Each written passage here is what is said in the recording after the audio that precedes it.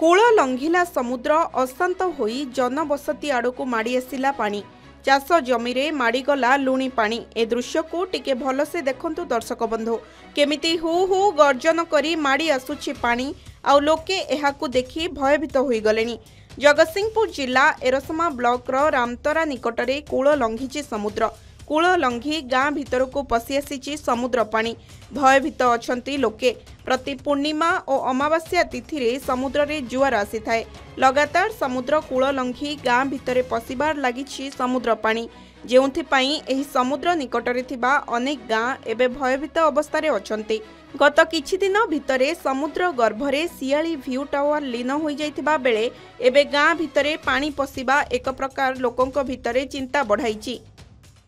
आज पूर्णमी जनित लुणी जुआर जो जुआर समय जो पानी अचानक उठिला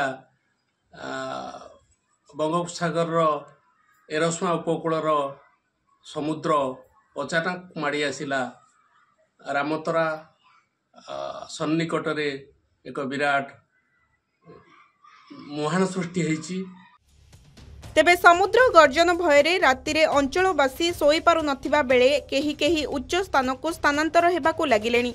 रामतरा निकटरे समुद्र कूल लंघी गाँ भितरे पशि आसीछि पानी, जहा फलरे रामतरा, पद्मपुर, गड़हरिशपुर, सरबंत, कलावेदी परी अनेक गाँ एबे समुद्र गर्भरे लीन हेबाकु बसिलेनी। सरकार जदि एहा उपरे ध्यान न देबे ताहेले आउ अल्प दिन भितरे एही गाँ सबु इतिहास पलटि जिवो बोली बुद्धिजीवी माने कहिसंती। जगतसिंहपुर शुभंकर जेना रिपोर्ट, के न्यूज ओडिशा।